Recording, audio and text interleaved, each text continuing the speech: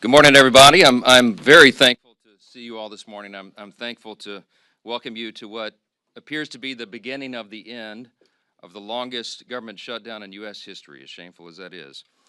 I don't think it's coincidental. You know how I think, but it's after 40 days of wandering in the wilderness and making the American people suffer needlessly. Some Senate Democrats finally have stepped forward to end the pain. It appears to us this morning that our long national nightmare is finally coming to an end, and we're grateful for that. At least some Democrats now finally appear ready to do what Republicans and President Trump and millions of hardworking American people have been asking them to do for weeks. But as we said from the beginning, the people's government cannot be held hostage to further anyone's political agenda. That was never right. And shutting down the government never produces anything. It never has, if you study history. And so here we are. I want to remind everybody this morning of another critical point that you've heard me here repeat over and over the last several weeks. It's something that I and Leader John Thune and President Trump and every Republican leader have all said repeatedly from the beginning. We have always been open to finding solutions to reduce the oppressive costs of health care under the Unaffordable Care Act.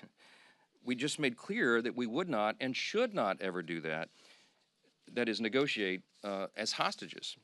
And I've also reminded you here every morning at this press conference throughout the shutdown, Republicans have not just been talking about reducing costs and fraud and abuse in so many areas and in healthcare. We've been actually passing new laws to accomplish that urgent mission for the people, and we will continue to do so. So here's where we are by way of schedule, just so you know, you're following. And if you're not at home, if you're waking up to this good news this morning, the Senate's vote late last night of 60 to 40 opens the door now. The Senate is moving forward on an amended House CR, a continuing resolution, that will reopen the government until January 30th. Added to that are provisions to fully fund SNAP provisions through the end of the next fiscal year, which is September 2026. Guaranteed back pay for all federal workers who have been made to endure these hardships over the last several weeks. And it also includes passage of 3 appropriations bills, which we're grateful to be moving through the process. That is the Military Construction Veterans Affairs bill, it's the Agriculture bill, and the Legislative Branch bill. The Senate will be back in session this morning to finish their job, and we're certainly praying that they do. They'll need unanimous consent from all senators to fast-track their final vote. As you know, there are some procedural hurdles that one or more could throw in the way, but we certainly hope that they won't do that because so many people across this country are desperate for the government to reopen. At the very moment that they do that final vote, I will call all House members to return to Washington as quickly as possible. We'll give a 36-hour formal and official notice so that we can vote as soon as possible to pass the amended CR bill and get it to the president's desk. As you all know, and he said as recently as last night, I was with him, and he told the press, he said, we want to get the government open. He's very anxious to get the government reopened and to end the Schumer shutdown. We all are. With regard to the travel challenges, I spoke yesterday at some length with Transportation Secretary Sean Duffy, my former colleague and good friend, and he lamented the serious situation that we have with air travel in the U.S. He's bent over backwards, as all members of the administration and the cabinet have done in all of their areas of jurisdiction, to try to keep the government working for the people and to mitigate the pain and the harm.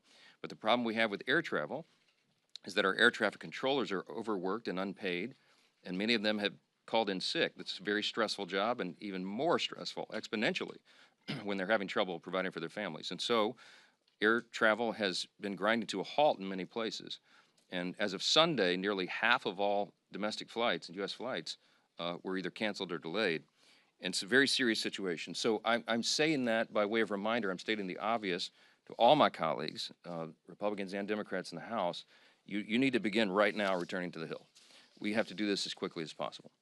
Now, we look forward to the government reopening this week so Congress can get back to our regular legislative session. We have a lot of business to do, as you all know, and we will be working in earnest. There'll be long days and long nights here for the foreseeable future to make up for all this lost time that was imposed upon us.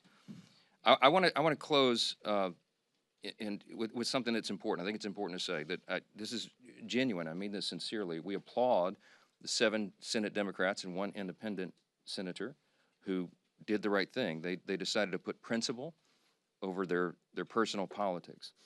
And my urgent plea of all my colleagues in the House, and that means every Democrat in the House, is to think carefully, pray, and finally do the right thing and help us to bring an end to the pain of the American people.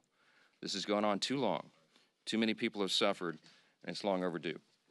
That's the update I wanted to give you this morning. There are probably lots of questions, but I'm going to get a lot of my own questions answered later today, so stay tuned for more. Thanks so much. Speaker